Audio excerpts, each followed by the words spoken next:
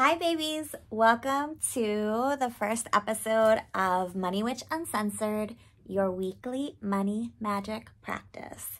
So at the end, I'm going to give you an activity for financial self-care that you can take into your week, use to center, yourself in self-love, self-respect, self-esteem in your finances, and yeah, just love on yourself and your money this week. If you enjoy this video, please hit the like button. Please subscribe to the channel. Also, we've got a link in the bio below to join my mailing list. And I would, as always, be completely honored if you would join me in my Money Coven, which is a group of people who are doing this kind of work, financial shadow work, financial self-care work, financial presence work, with me as a guide and with each other as like witnesses. And we're doing this work every single day. So that is available to you. And if you have come across me as a guide and you are in this work, then I believe there's definitely something for you there, some kind of message that is for your journey. So I want to get into a topic that has been on my mind because it's been a little bit of like an entertainment news topic the last couple weeks, and that is the story that came out about the actress and author Gabrielle Union and her husband, who's a former NBA player for the Miami Heat, Dwayne Wade, and he's also a philanthropist and a NBA team player. His net worth is considerably multiplicitously higher than Gabrielle Union's net worth, which Gabrielle Union's net worth is nothing to, cough at either. But basically, the news that came out that people were talking about was the idea that she brought forth in an interview saying she and her husband, even though they have vastly different net worths, they split their household bills 50-50, basically. And it's ignited a whole slew of conversation around, households and, gender dynamics and money and all of those things, right? But to me, it brought up this idea that is very popular in kind of socially conscious business circles called multiple bottom lines. And this is a term we used to use in worker co-ops, worker-owned cooperative community when I worked there. It gets used in B corporations. And the idea is that there are multiple things we need to be looking at, multiple end games we need to be looking at when we're making a business decision or a financial decision. And the actual dollar number is not the only thing, right? So when we're talking bottom line, we're talking about like on a financial statement, on a profit and loss statement, income statement, that bottom line, that's like your profit, okay? So when we say multiple bottom lines, we're talking about like profit as a number is not always going to be the only motive when we make financial decisions, okay? Side note, profit does need to be a motive if you are in business, because there's a lot of holistic and hippie business owners out here really like not making profit as one of their bottom lines, which definitely needs to be. But I digress. So in this, like, it made me think about it because Gabrielle Union is saying like, basically, I don't fucking care if this means I end up having less money at the end of the day, or like I could be saving more money, at the end of the day, or I could spend this money on myself, because that is not the value premise upon which I am making this decision, because that is not the most valuable thing to me, right? And what I hear is the things that are more valuable to her are what feels to her like a more equitable stance of relating, what makes her feel more equitable in her stance of relating, what makes her feel like she has more agency and more sovereignty, what makes her feel like she has more decision-making power. And those things are like, you can't put a price on them, right? You can't put a price on them. So you are the authority on what is going to work for your finances and what is going to work for you, and also on like the value premises that you're basing your decisions on. So there are more important things sometimes than feeling like, well, what's fair is for the person who has more money to be paying more. And I absolutely do not want to knock, like, I've worked with a lot of couples. It's extremely common, you know, in couples where people have like a disparate income to split the bills with like a different percentage base, okay? Like that there's absolutely nothing wrong with that. And I do think in a lot of situations, especially when there's like, you know, that's a power differential and it's a privilege differential. And if there are additional power and privilege differentials present in the situation, that can definitely be appropriate. I mean, they're all appropriate. The moral of the story is like making these kind of decisions, financial authority. Like that's the topic we're talking about this month in May in the Money Coven, financial authority, right? Like it's up to you to make the choice about what you want to do. But I wanted to just dig into like, why is she doing that? So when she tells the story longer, she talks about number one, she was married before. And in that marriage, they were both cheating, but she felt entitled to cheat because she was paying all the bills. So she was like, I have more money, like I'm paying all the bills, I can do whatever the fuck I want. And that was based additionally on a childhood trauma that she had where her dad was basically cheating on her mom, probably doing other fucked up and annoying stuff, and being basically like, I'm the breadwinner, like I can do whatever I want. And I think where we come to with this too is like financial decisions, once again, are not often about money, right? Like our decision making, our values, our way that we do things, our behaviors.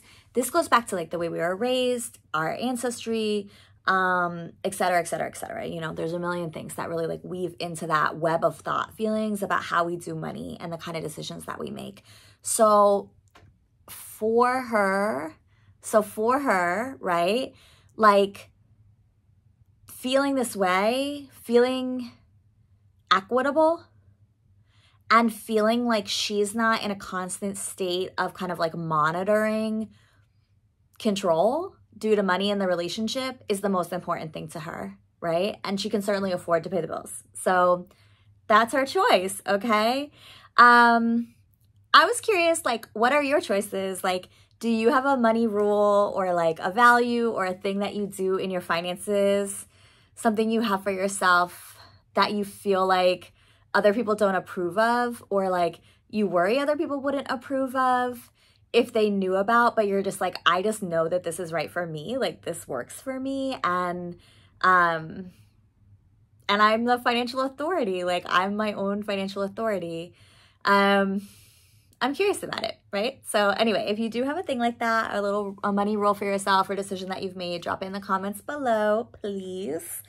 And I wanted to share with you, leave you with a story about me and relationships and money, right? Like that's a whole other topic that we're like just touching it on because of the nature of the story being about like marriage and how people split money. But money and relationships is so complicated that it really does make sense that you have to make those decisions in like really personal ways that are authentic to you because things happen. So anyway, I was in a relationship. It was after my relationship with my kid's dad, and not one of my recent relationships, but it was a relationship I was in between those. So if you know me and you want to do the math, feel free. But basically, I was hell of broke. I had just gotten separated from my ex. I had like a 2-year-old, two and something year old when we got together. And I was just like getting on my feet with like trying to make money, earn money. It was like before I started my business, this one, Money Witch, all that. And I was with someone who had steady income, like had a decent job, and also had some access to some family money. So they were paying for some, you know, they would pay for stuff, right? Like going out and whatever, buy me things occasionally, like furniture, or when I needed stuff for the house, or things like that. Not like luxury items, but, you know, necessities, some groceries, blah, blah, blah. Okay, so also one of the things that they did was loan me the deposit to get the apartment that I live in now. And that money was loaned to me, I'm going to say like at least 3 years before we broke up. Okay, so in that breakup, we break up, you know, we take care of our business, whatever it is. This money doesn't come up. At the time, because they did have access to money and we were in a pretty serious relationship, they were pretty serious with my kid, and we had been talking about buying a house together, but that was really based on like, the ability to do that for me was based on them having this money. Okay. So they felt bad about that, and they cared about me and my kid, and they offered me like a substantial chunk of money. Not enough to put down on a house in the Bay Area because that's, you know, ridiculous. But, you know, enough that I could like, they're like, here's a chunk of money. You could go in on a house with somebody. I did not take that money, right? But let's just say it was like multiples, tens of thousands of dollars. So my assumption, and again, it was an assumption, so my bad, was that this, loan from the money they had given me for this deposit on this apartment was essentially absolved. Okay, fast forward, it's more than a year after we've broken up. It's probably like, yeah, a year and a half after we've broken up. We are not in a good place because I do not like the way that they've treated me. And they hit me up and they're like, basically like, let me get that money back. Like, I loaned you money and I want it back right now. Okay, sidebar. I find out way down the road that they wanted this money because their new partner had lost her job and they wanted to start paying her part of her rent. Okay, so they came to me to get money from me so they could pay their new partner's rent. So anyway, we go through a thing about it. I'm like, you know, if you have business with somebody in a breakup, like especially financial business, just take care of it like earlier on. Like, I really wasn't expecting you to pop up with any business that we have. Like, can we, and I'd like this to be the last time. So do you have any other business that you would think that we have together? They come back to me with a laundry list. I say laundry list because it was like a list, was a handwritten, a list of all of the money that they have paid for everything for me through the entire course of our relationship. So they're like, I was paying the car insurance. Here's what your half of it was. They had been paying half of my kid's therapy. Here's all the money for therapy. You know, here's whatever money I paid for a summer camp. Here's like this furniture. Here's, you know, whatever, right?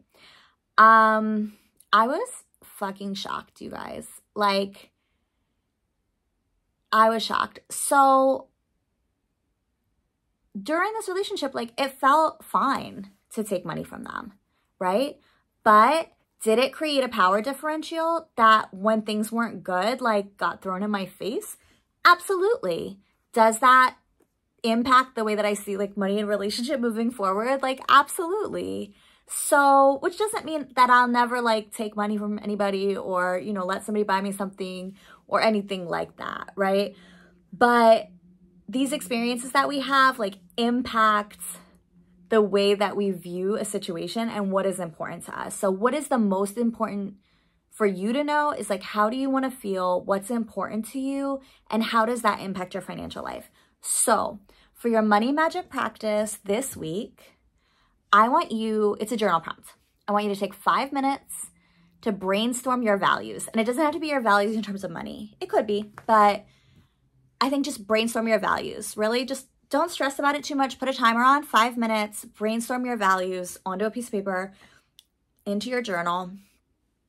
Sometimes it's hard to think like, what are my values, right? But just start. I find it really helpful to also switch it up and think about like, what do I value? Because that helps me dig more into like, what are my values? So what do I value? You know, make a whole list.